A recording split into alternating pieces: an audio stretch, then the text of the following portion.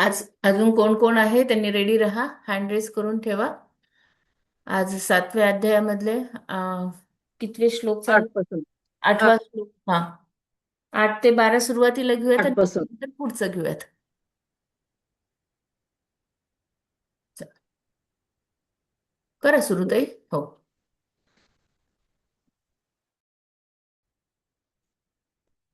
वसुदेव सुतं देवं कंसचानूरमर्दनं देवकी परमानंदं कृष्णं वंदे जगद्गुरु कृष्णं वंदे जगद्गुरु.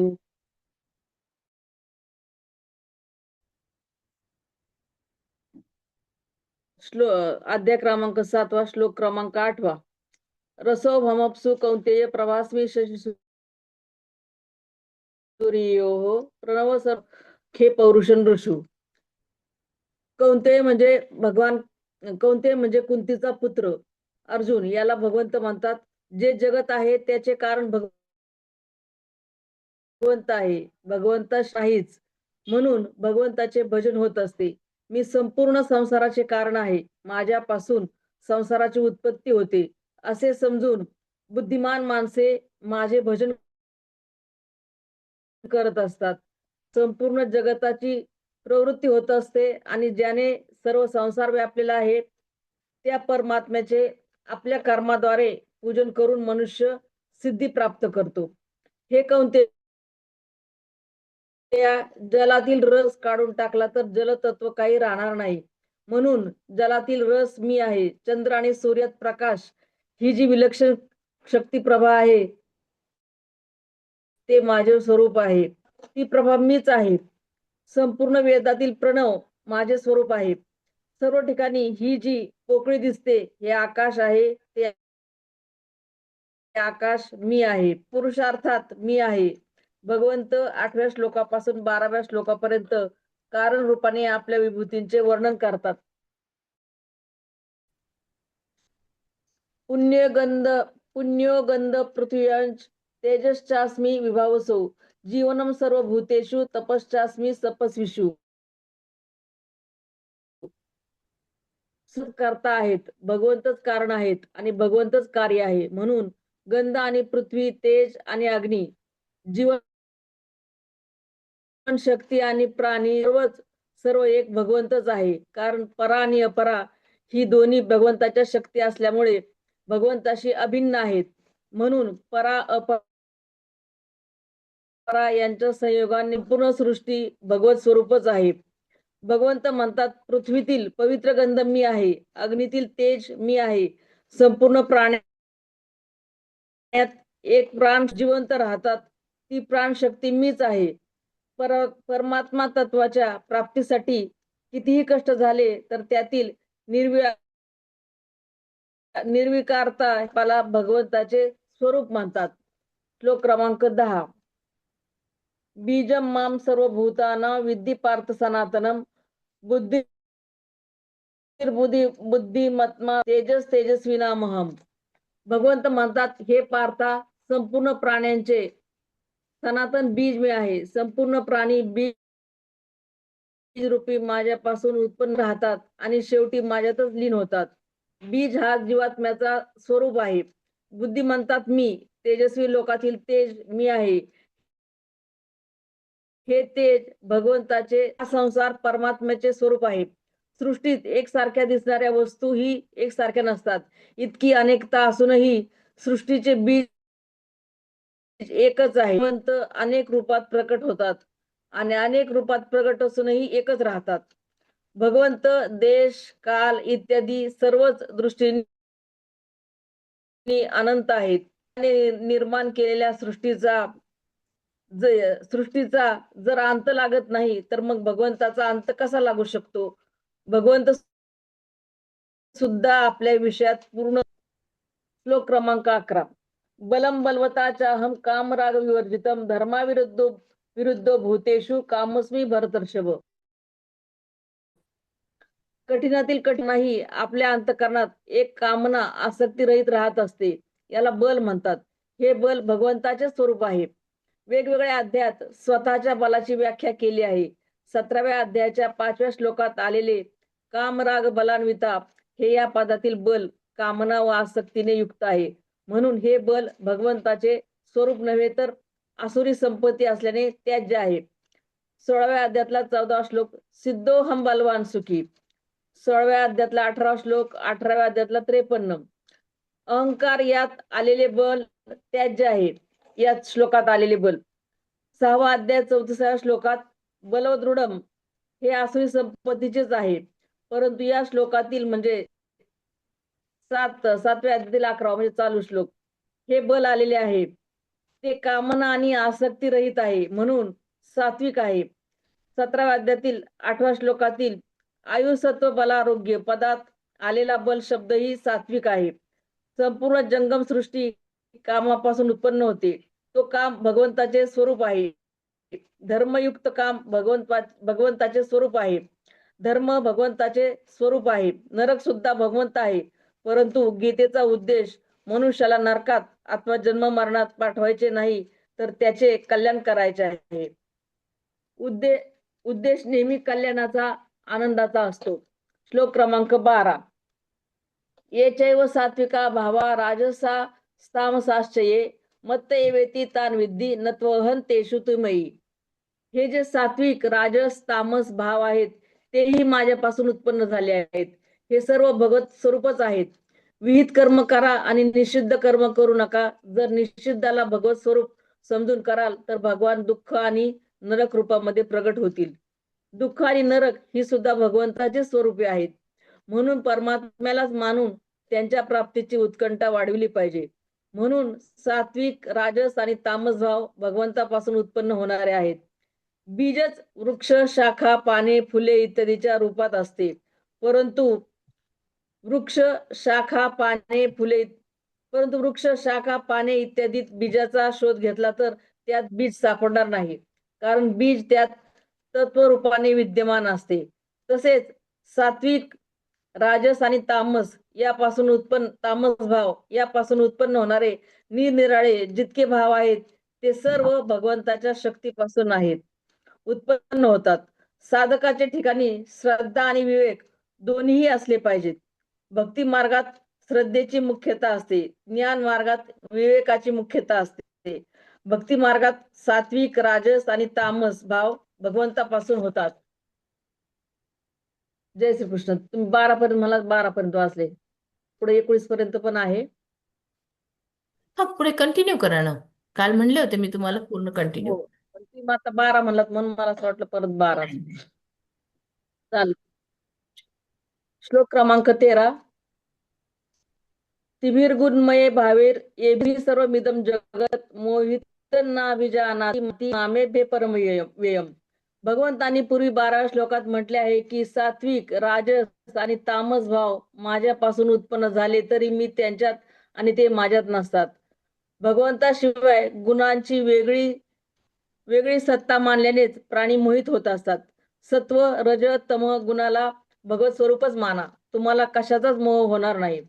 शरीराला आपले मानणे ममता आहे आणि आपल्याला शरीर मानणे अहंता आहे. शरीराची ममता अहंताच भगवंतापासून दूर नेते. संसारापासून वेगळे होऊन संसार समजला तर परमात्म्याशी तादात्म्य पावल्यावर परमात्मा जाणता येतो. सात्विक राजस तामस भाव अनित्य आहेत व भगवंत नित्य आहे. जे अनित्याचा त्याग करतात ते नित्य स्वरूप भगवंताला जाणतात, ते मुक्त होतात. जे गुणात आसक्त होत नाहीत त्यांना सर्व ठिकाणी भगवंत दिसतात. भक्ताची दृष्टी जर भगवंतावर असेल तर त्याला आनंद प्राप्त होतो. संसारावर दृष्टी असेल तर दुःख प्राप्त होते. श्लोक क्रमांक 14. दैवी हेषा गुणमयी मम माया दुरतया मामेव ये प्रपद्यन्ते माया मेतांतरन्ति ते. भगवंताशिवाय गुणांची सत्ता आणि महत्ता मानली नाही तर तो या गुणमयी मायेतून तरुण जाईल. मनुष्यापैकी जे भगवंताला शरण जातात ते मायेला तरुण जातात.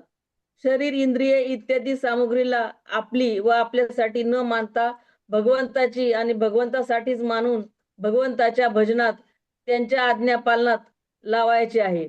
आपल्याला त्याच्याकडून काही घ्यावायचे नाही, त्याचे फल सुद्धा आपण त्यागायचे आहे.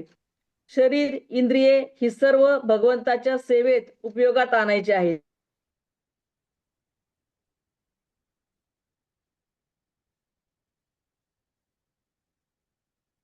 आश्रमात राहण्यासाठी भाडे देतो, करार संपला की यावे लागते. तद्वतच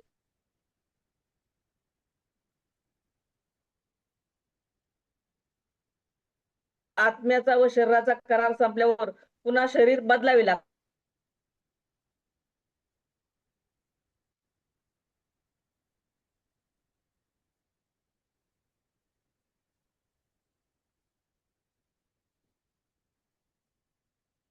न मान दुष्कृती नो मुडा प्रबदन्ते नराधमाः मायाय परुत ज्ञाना आश्रम भावमाश्रिता. जे दुष्ट आणि मूर्ख असतात ते भगवंताला शरण जात नाहीत. जे लोभ, कपट, खोटेपणा, विश्वासघात, बेईमानी इत्यादी पाप करतात असे लोक दुष्कृती आहेत. अशा द्वेष करणाऱ्या संसारातील नराधम पुरुषांना मी वारंवार आसुरी योनीत जन्माला योनीत प्राप्त होऊन घोर नरकात जातात. भगवंताची जी तीन गुणांची माया आहे त्यामुळे विवेक झाकला जातो व आसुरी भावना प्राप्त करतात. असे भगवंताशी नित्य विमुखच राहून भगवंताला शरण जात नाहीत. अभिमान संपूर्ण आसुरी संपत्तीचा आधार आणि संपूर्ण दुःख तसेच पापाचे कारण आहे. भगवंत म्हणतात, दुष्कर्मी माणसे मला शरण येत नाहीत. परंतु 9व्या अध्यायातील 30व्या श्लोकात भगवंत म्हणतात, जर दुराचारी मनुष्य सुद्धा मला अनन्य भावाने शरण आला तर भगवंत त्याला आपल्यात सामावून घेतात. अपि चेतसु दुराचारो भजते मामनन्य भाग साधुरेव समंतव्य सम्यक व्यवस्थितो दिसा. संपूर्ण प्राण्यात भगवंताची व्यापकता व कृपा समान आहे. सुकृती आणि दुष्कृती असणे त्यांच्या क्रियेवर अवलंबून नाहीत, तर भगवंताची सम्मुखता व विन्मुखता यावर अवलंबून आहे. जो भगवंताला सम्मुख तो सुकृत, जो भगवंताला विन्मुख तो दुष्कृती असतो. भगवत कृपेने होणारी पवित्रता अनेक जन्मात केले गेलेल्या शुभ कर्मापेक्षा फारच विलक्षण असते. श्लोक क्रमांक 16. चतुर्विधा भजन्ते माम जना सुकृतीनो अर्जुन आर्तो जिज्ञासुरर्थार्थी ज्ञानीच भरदर्शव. कोणत्याही कारणाने भगवंताविषयी आवड निर्माण झाली तर त्या सर्व माणसांना सुकृती म्हणतात. ज्यांची भगवंताविषयी आवड झाली आहे तेच भाग्यशाली आहेत, तेच श्रेष्ठ आहेत आणि तेच मनुष्य म्हणविण्याला योग्य आहेत. ज्यावेळी भगवंताविषयी आवड निर्माण होईल तोच काळ, तोच दिवस पवित्र, तीच वेळ निर्मळ शुद्ध असते आणि तीच संपत्ती होय. जर भगवंताविषयी आवड नसेल तर तो दुर्दिन आहे, ती विपत्ती आहे. भगवंताने कृपा करून भगवत प्राप्ती रूपी ज्या उद्देशासाठी मानव शरीर दिले आहे ते जनहा म्हणजे माणसे म्हणविली जातात. भगवंताचा संकल्प मनुष्य मात्राच्या उद्धारासाठी झालेला आहे, म्हणून मनुष्य मात्र भगवंताच्या प्राप्तीचा अधिकारी आहे. त्या संकल्पात भगवंतांनी मनुष्याला आपला उद्धार करून घेण्याचे स्वातंत्र्य दिले आहे. हे स्वातंत्र्य इतर प्राण्यांना नाही, कारण प्राणी मात्राच्या भोग योनी आहेत, मानवाच्या कर्म योनी आहेत. म्हणून मनुष्याने शास्त्रनिषिद्ध कर्माचा त्याग करून भगवत प्राप्तीसाठी प्रयत्नशील असावे. त्यामुळे भगवत कृपेने सहज भगवत प्राप्ती होऊ शकते. अर्थार्थी म्हणजे धनप्राप्तीसाठी, अर्थ म्हणजे जाणणे म्हणजे व्याकुळता, जिज्ञासू म्हणजे अर्थ म्हणजे व्याकुळता, जिज्ञासू म्हणजे जाणणे, ज्ञानी म्हणजे ज्ञान. हे 4 प्रकारचे भक्त भगवंताचे भजन करतात. धनप्राप्तीसाठी भगवंत स्मरण करणारा अर्थार्थी भगवंताचा भक्त नाही, कारण त्याला धनाचीच मुख्य इच्छा आहे. उदाहरणार्थ ध्रुव. परंतु भजनाने अंतःकरण शुद्ध होऊन त्याची राजाच्या मांडीवर बसण्याची इच्छा समाप्त झाली, पण तो भगवंताकडे ओढला गेला. अर्थ. कोणत्याही संकटात, प्रतिकूल घटनेत दुःख प्राप्त होऊन ते दुःख दूर करण्यासाठी भगवंताचा धावा करतात, हीच त्यांची इच्छा आहे. असे भक्त आर्तभक्त होय. आर्तभक्तात उत्तरेचा दृष्टांत येतो, कारण जेव्हा तिच्यावर संकट ओढवले तेव्हा तिने भगवंताशिवाय इतर कोणत्या उपायाचा आश्रय घेतला नाही. इतर उपाय न अवलंबता तिने केवळ भगवंताला आर्थतेने हाक मारली की माझ्या गर्भाचे रक्षण कर. जिज्ञासू भक्त. ज्या भक्ताला भगवंत तत्वाला जाणण्याची तीव्र इच्छा होते तो जिज्ञासू भक्त होय. जिज्ञासू भक्त तोच असतो ज्याचे जिज्ञास केवळ भगवत तत्व आणि उपाय म्हणजे केवळ भगवत भक्ती असते. जिज्ञासू भक्तात उद्धवजी येतात. भगवंतांनी उद्धवजींना दिव्य ज्ञानाचा उपदेश दिला होता. तो उद्धव गीता नावाने प्रसिद्ध आहे. ज्ञानी, अर्थार्थी, अर्थ आणि जिज्ञासू तिन्ही भक्तहून ज्ञानी भक्त विलक्षण आहे. ज्ञानी भक्ताला सर्वत्र भगवत स्वरूपच दिसते, भगवंताची लीला दिसते. ज्ञानी भक्ताला कोणतीही इच्छा नसते, ते केवळ भगवंताच्या प्रेमामध्येच मस्त असतात. ज्ञानी भक्तात अर्थात प्रेमी भक्तात गोपींचे नाव घ्यावे लागेल. देवर्षी नारद यांनी ही भक्ती सूत्रात गोपींना प्रेमी भक्ताचे आदर्श मानले आहेत. अर्थार्थी, अर्थ, जिज्ञासू आणि ज्ञानी हे चारही भक्त भगवनिष्ठ आहेत. श्लोक क्रमांक 17. तेषा ज्ञानी नित्ययुक्त एक भक्तिर्विशिष्यते प्रियो हि ज्ञानिनोत्यर्थम अहम सच मम प्रिय. मागच्या श्लोकात वर्णन केल्याप्रमाणे अर्थार्थी, अर्थ, जिज्ञासू आणि ज्ञानी भक्तापैकी ज्ञानी अर्थात प्रेमी भक्त श्रेष्ठ आहे, कारण तो नित्ययुक्त असतो.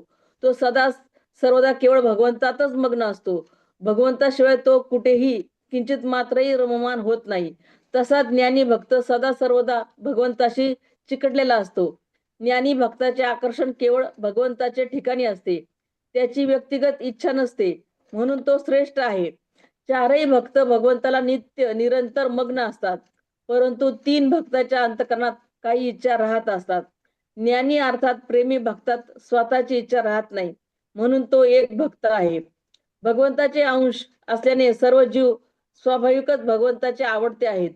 जेव्हा भक्त संपूर्णपणे निष्काम होत असतो, तेव्हा स्वतः सिद्ध प्रेम पूर्ण रूपाने जागृत होत असतो. प्रेमात प्रत्येक क्षणाला भाव आणि अनुभव होतच राहतो. भगवंताने आपल्या प्रेमी भक्ताला ज्ञानी म्हटले आहे, कारण सर्व काही परमात्माच आहे. हेच वास्तविक आणि अंतिम ज्ञान आहे. श्लोक क्रमांक 18. उदारा सर्व एवैते ज्ञानित्वा वैम मे मतम अस्थित हि संयुक्तात्मा मामेवानुत्तमाम गतिम. हे सर्व भक्त उदार आहेत, श्रेष्ठ भावाचे आहेत. 4था अध्याय 11 श्लोकात भगवंत म्हणतात की भक्त ज्या रीतीने मला शरण येतात त्याच रीतीने मी त्यांचे भजन करतो. भक्त भगवंताला आवडतो आणि भगवंत भक्ताला आवडतात, परंतु या दोघांपैकी प्रथम भक्तानेच संबंध जोडलेला असतो आणि जो प्रथम संबंध जोडत असतो तो उदार असतो. आपल्या कामनेची पूर्ती हो न हो तरीही ते भगवंताचेच भजन करीत असतात. भगवंताच्या भजनाचा त्याग करत नाही, ही त्यांची उदारताच आहे. भगवंताच्या दारात कोणी काही मागो अशा मागणाऱ्या भक्तांनाही भगवंत उदार म्हणतात. ज्ञानी भक्त हे उदार आहेत, तरी ते भगवंताचे स्वरूप आहेत. केवळ भगवंतच माझे आहेत ही आत्मीयता कोणत्याही अनुकूल प्रतिकूलतेमुळे कमी होत नाही, उलट ती दृढ होते, वाढत जाते. भगवंताला न मानणे कामनेपेक्षाही अधिक दोषावह आहे. जे भगवंताला सोडून इतर देवाची उपासना करतात, त्यांच्यात जर कामना राहिली तर ते जन्म मरणाला प्राप्त होतात. गतागतम काम कामा लभंते. परंतु जे केवळ भगवंताचे भजन करतात, त्यांच्यात जरी कामना राहिली तरी भगवंताच्या कृपेमुळे आणि भजनाच्या प्रभावामुळे ते भगवंताला प्राप्त होतात. कारण मनुष्याचा कोणत्याही रीतीने भगवंताशी संबंध जडला तर तो भगवंतालाच प्राप्त होतो, कारण तो भगवंताचाच अंश आहे.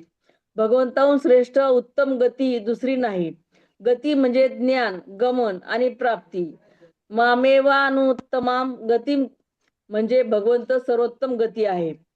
श्लोक क्रमांक 19. बहुना जन्मना म्हणते ज्ञानवान प्रपद्यते वासुदेव सर्वमिती स महात्मा सुदुर्लभ.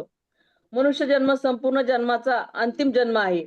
भगवंतानी जीवाला मनुष्य शरीर देऊन त्याला जन्म मृत्यूच्या प्रवाहातून तरुण जाण्यासाठी भगवत प्राप्तीचा पूर्ण अधिकार दिला आहे.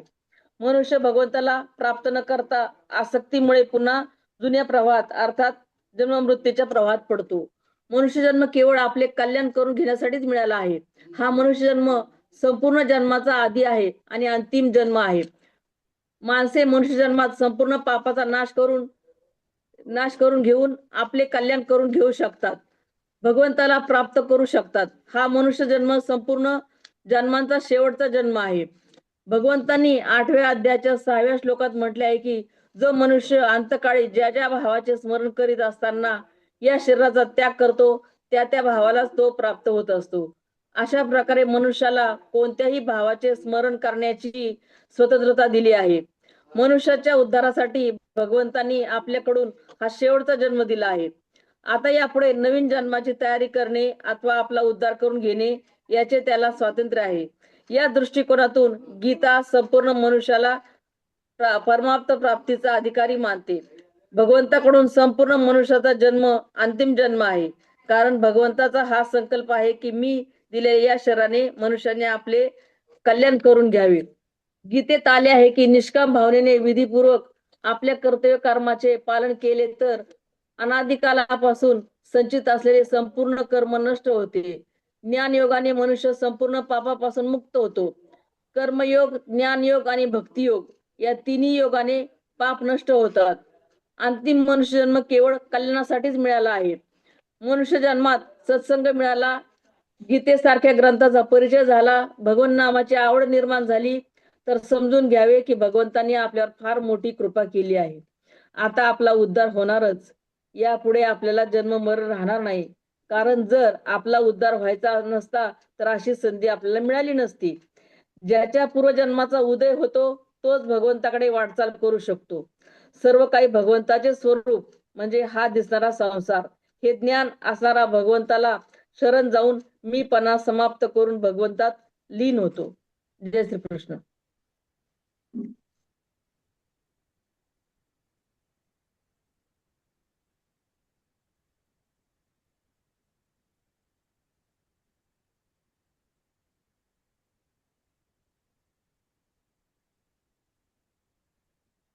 काही झाले. सुंदर. तर बाकी सगळं कमी होतं, पण ज्ञानात काय होतं, वाढ होती. त्याच्यामुळं ज्ञानी भक्त हा वाटण्यातच असतो, म्हणून त्याला उलट उदारा सर्व येते. जितकं जास्त वाढतं ते हो, म्हणून त्याला उदार म्हटलेलं आहे भगवंतानी. ज्ञानाला जास्त उदार वाढतं म्हटलेलं ज्ञान. आहे. हा. आणि नारद हो मुनींनी काय सांगितलं की हो भक्ती सगळ्यात श्रेष्ठ तर कुणाची गोपिका नाम. तर त्यांनी मग आपण तरी काय हो म्हणतो ज्ञानात की यांनी पाप होईल यांनी पुण्य होईल, ज्ञानी एवढंच सुद्धा विचार करतो. पण भक्ती योगात त्या ज्या भक्ती असतील त्यात गोपिकांनी तो सुद्धा विचार नाही केला. एकदा पोट दुखत होतं म्हणे, तुमचं पाय धुणी द्या, पायाचं पाणी द्या, दिलं त्यांनी. माझ्या देवाला बरं वाटेल ना, त्याचं पोट राहील ना, मग बस. मग त्याने आम्हाला पाप होईल का पुण्य होईल ह्याची पण आवश्यकता नाहीये. म्हणून मग ज्ञानापेक्षा भक्ती श्रेष्ठ सांगितलेली. ज्ञान तर सर्वोच्च हो स्तरावरच आहे, पण त्याच्यापेक्षा भक्तीत मग कोणताच फक्त देवाचा विचार आहे. मला काय होईल किंवा मला त्रास होईल. आता हे पंढरीला वारकरी जातात, हे फक्त एवढंच आहे ना, किती त्रास आहे त्यांना, पण मला माझ्या भगवंताला पाहायला जायचं, हीच त्यांची भक्ती आहे. आणि त्याच्यात तो किती स्वतःला काही त्रास हो, पण मी तिथे गेल्यावर तो विटेवरचा पाहिला की मला समाधान, एवढंच माहिती. आणि मी त्याच्यासाठी चालतोय, त्याच्यासाठी करतो असं. झालं आता एवढा ताई त्रास त्यांना येऊस तर. तुच्छ वाटतो त्रास तो. सुंदर हो, विवेचन. सुचिता ताई येऊस तर. बोला आता, कोण बोलायचं.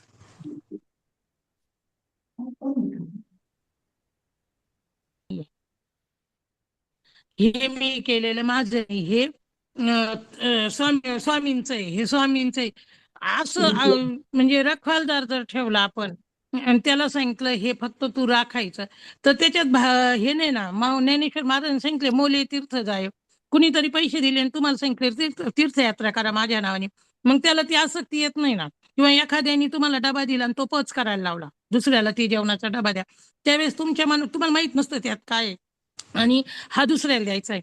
तुम्हाला भूक लागली तरी तुमची इच्छा होणार नाही की मी उघडून पाहू की याच्यात काय आहे, कसं असेल, हे नाहीच. मग हे काय झालं, हे रामदास स्वामींनी जसं राज्य दिले, ही शास्त्र प्रचिती सांगितली. गुरुप्रचिती काय तर ती प्रत्येकाची वेगळी. तुमच्या गुरुचा जसा भाव असेल आणि जिथपर्यंत पोहोचा असेल तशी, तर मग त्याच्यात तो गुरु आहे ना, आत्मज्ञानाने परिपूर्ण झालेला पाहिजे, त्याला भगवंताची अनुभूती आलेली पाहिजे, आणि तो गुरु परंपरेतला पाहिजे. त्याला पण एखादा गुरु पाहिजे, त्याच्या गुरुला गुरु पाहिजे. गुरु आणि सद्गुरु यात फरक आहे. आपण म्हणतो काय खूप हे बोलायला लागली, याला गुरु भेटला काय माहिती. किंवा एखाद्या गोष्टीला आपण म्हणतो हा मी त्याच्याकडून आत्मसात केलं बरं का, स्वयंपाकातला असो, ज्ञानातला असो, कशातला असो, पण सद्गुरू म्हणजे त्या सत्वस्तूची, त्या भगवंताची, सच्चित आनंद स्वरूपाची जो आपल्याला ओळख करून देईल तो सद्गुरू. पण त्याला पण आधी पाहिजे आई झालेली पाहिजे, तर ती दुसऱ्या मुलीला गरोदरपणाचे याचे त्याचे सगळे अनुभूती सांगल. ती सांगल का बाई असं होतं बरं का, तसं होतं. मग माऊलीने सांगितलं वांजेला काय, वांजेच्या काय डोळे आहे, तिला काय माहिती, तिने कुठंतरी ऐकलं मग म्हणते असं असतं बरं का, तसं असतं. पण जिने आई झालेली ती सगळं सांगू शकते, कारण तिला अनुभव आहे, तिला अनुभूती आलेली, तिने त्या सगळ्या प्रक्रियेतून ती गेलेली आहे. तिने ती सगळी दुःख माहिती आहे त्यातले, आणि पुढचा आनंद पण माहिती आहे. मग तिला ती अनुभूती आहे. मग अनुभूती म्हणजे ही गुरुप्रचिती, ही गुरु वाटचालीवर गुरुच्या परंपरेत. मग पहिले विचारतात तुमचे गुरु कोण आहे, तुमची परंपरा कोण आहे. मग आपल्यात भरपूर संप्रदाय, आनंद संप्रदाय, समर्थ संप्रदाय, भरपूर नाथांचा संप्रदाय, माऊलींचा, म्हणजे प्रत्येकाला असे वेगवेगळे म्हणजे जे आहे त्यातले त्याला माहिती, त्याचं नाव आहे. तर मग ह्या संप्रदायातले आहे आम्ही. मग आमचे गुरु परगुरु मग कुठं तरी श्रेष्ठ गुरु आपल्या यादीत येतात. ज्ञानेश्वर महाराजांचा संप्रदाय वेगळा आहे, तुकाराम महाराजांचा आहे, त्याच्यात कुणी येतं, कोणी रामदास स्वामींच्या याच्यात येतं संप्रदायात, कोणी नाथांच्या, कोणी मुक्ताईच्या, प्रत्येकाचे संप्रदाय वेगळे.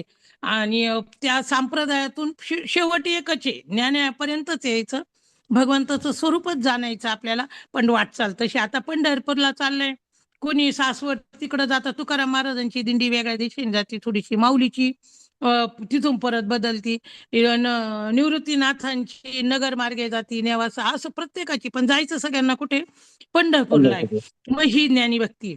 जायचं ठिकाण सगळ्यांचं एक आहे, फक्त मार्ग वेगवेगळे प्रत्येकाचे, मार्गदर्शक वेगळे. गुरु म्हणजे काय, मार्गदर्शक आहे. आता हे आपलं रोजचं चाललंय, तुम्ही ज्या आम्हाला सांगता किंवा आम्हाला सगळ्यांना एकत्र घेऊन, ही दिंडीची आपली एक प्रकारची समजायची, की सगळ्यांना एकत्र घेऊन तुम्ही आम्हाला मार्ग दाखवती. परीक्षा हे एक निमित्त आहे, आणि एवढ्या लोकांमध्ये आपणच का निवडले गेलो परीक्षेला, आपणच का परीक्षा देतो, आपणच का हा ग्रुप मध्ये निवडलं गेलो, तर ते हे. आणि ही मग तुम्ही आम्हाला सगळ्यांना घेऊन चाललेत, आणि मग आम्हाला घेऊन तुम्ही मार्गदर्शक आहे आमचे, आणि मार्गक्रमण करायचं आहे, आणि मग तिथून पुढे त्या भगवंताच्या ज्ञानभक्तापर्यंत जायचंय. म्हणून भगवंतांनी ज्ञानी श्रेष्ठ सांगितलं, सगळ्यात श्रेष्ठ ज्ञानी सांगितलं. आणि शेवटी परत म्हणतात ज्ञानी तर श्रेष्ठ आहे, पण तिथं अहंकार येतो. उद्धवाला अहंकार आला होता, उद्धव ज्ञानी भक्त सांगितलेला आहे, आणि गवळणी भक्ती सांगितलेले आहे. तर त्यांची भक्ती साधी, पण हा काय म्हणायचा, अरे देव आहे, तो परब्रह्म आहे, तो स्वरूप आहे, तो कोण आहे तुम्हाला माहिती आहे का, त्याला ओळखून घ्या, तुम्ही ज्ञानाने ओळखून घ्या. मग ते नाही का भ्रमराचं गाणं सांगितलं, भ्रमर गीत सांगितलं, किंवा लता मंगेशकरचं गाणं आहे भुंग्यावर. तर हे काय आहे, मग ज्ञानी भक्त पण याच्या सारखाच आहे, जिज्ञासू सारखाच आहे. तो काय करतो, इथून तिथून तिथून तिथून तो भुंगा कसा प्रत्येक ठिकाणून मध गोळा करतो, सुगंध गोळा करतो, आणि मग एका ठिकाणी साचवतो. आणि बरं साचवतो आणि काय करतो, तो खूप फिरतो, म्हणजे चंचलच, भ्रमर चंचलच सांगितलं. आणि मग तो सगळ्या साचवल्यावर तो स्वतः खात नाही ना, त्याचा उपभोग घेत नाही ना तो. ज्ञानी भक्त हा पण तसाच आहे. हा काय करील, पुस्तक लिहिल, ग्रंथ लिहिल, वेगवेगळं खूप हे लिहिल, खूप वाङ्मय तयार करेल, खूप लिहितील. पण त्यांना विचारलं तर तुम्हाला अनुभूती आहे का, तुम्ही याच्यातलं हे घेतलंय का, तर म्हणे नाही. मग त्यांना काय ती अनुभूती नसती, त्यांनी ते चाखलेला नसतो. आणि भक्तियोगात मध चाखलेला आहे. मधमाशी आहे ना, तिने जरी गोळा केला आणि तिथपर्यंत आणला आणि दिला कोणाला, आपल्यासारख्यांनी विकत घेतला, पण तो आणणं सोपं आहे का, जेव्हा तो गोळा करायला जाणार, त्याला माशा चावणार, त्याचं तोंड सुजणार, त्याला त्रास होणार, आणि तो बाटलीत भरून आणल्यावर पण आपण म्हणतो खरा आहे का खोटा आहे, प्युअर आहे का कसा आहे, आणि उपभोग आपण घेणार. मग खरी भक्ती ही आहे. हा सगळ्यांनी गोळा केलेला, हा ज्ञान्यांनी यांनी सगळ्यांनी गोळा केलेला मध. आता ही साधक संजीवनी झालं, ज्ञानेश्वरी झाली, यांनी किती दिव्यातून हे सगळं ग्रंथ त्याच्या प्रमाण दिलेत आपल्याला. आपल्याला आता तयार आहे वाचायला, पण त्यांना तेवढं तयार करायला किती त्रास झाला, समाजाचा झाला, आयुष्य वाया पूर्ण वापरावं लागलं, समाजाचा विरोध झाला. की आम्ही सांगतो त्याच्या वेगळं तुम्ही सोपं करून सांगू राहिले. आता एकनाथ महाराजांना स्वतःचा मुलगाच म्हणायचा की तुम्ही संस्कृत सर्वसामान्य लोकांना खुली करू नका. ज्यांना येईल ते त्याच्यातलं घेतील, भागवत किंवा कशातलं जे संस्कृत होतं ते.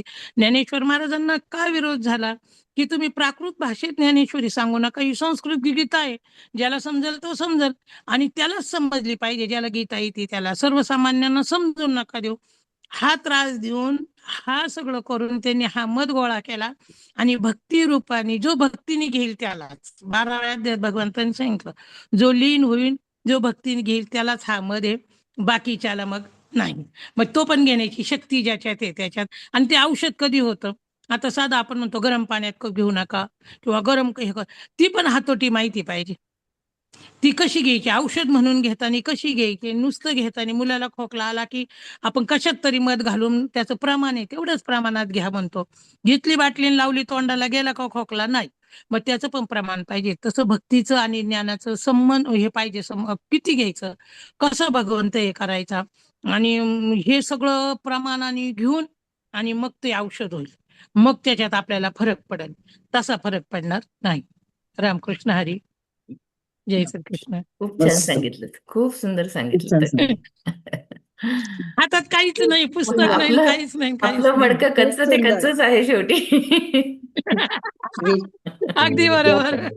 गुरु करत विद्याताई नाही खूप तोपर्यंत हा, कच्चच. जोपर्यंत आपण गुरु नामदेवांनी करत तेच नाही सांगितलं, तोपर्यंत गुरु मडकं कच्चंच राहणार आहे. हा मुक्त, त्या दिवशी तुम्ही खूप छान सांगितलं, मुक्ताईने सांगितलं जोपर्यंत गुरु करत नाही तोपर्यंत मडकं कच्चच. मडकं कच्चंच राहणार आहे. चालेल. जय श्री कृष्ण. सुंदर सुंदर, एकदम छान. विद्याताई हम्म. सुंदर. भगवंताची कृपा आहे, अहो, दुसरे काही खरंच आहे, नाही. म्हणजे आपल्या काय आहे स्मरणशक्ती तर एवढी काहीच नाही. दांडगी आहे आणि हे एखाद्यालाच हे मिळू शकतं खरं सांगायचं झालं तर. ज्ञानेश्वरी प्रत्येक नाही, साधं काहीच नाहीये समोर, नाही, श्लोक तेच म्हणलं सुद्धा ना मग. नाहीये. हा, ती ईश्वराची देणगी आहे, बस, बाकी काहीच नाहीये. हो, बरोबर आहे ना. पाठांतर आमच्या राहो गुरु म्हणायच्या खूप सरस्वती आहे, तू माहिती आहे मला सरस्वती. मी म्हणायची आई माझ्या नावाचा अर्थच तो आहे. खरंच आहे. विद्या आहे. चालेल. चालेल. जय कोणी श्रीकृष्ण. बोलणार आहे अजून? स्टॉप आहे सगळं. अजून कोणी सांगणार आहे? ते म्हणजे वाराप्रमाणे भगवंतांची भावार्चना करण्याची एक अशी पद्धत होती त्याची. 5 मिनिटं रोज ते असायचं. तर देवीच्या वरती मी लिहिलेलं होतं, ते वाचू का? देवीची भावार्चना अगदी 5च मिनिटांची.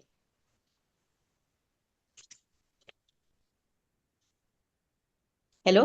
हा, चालेल ताई, म्हणा, वाचा, हरकत नाही.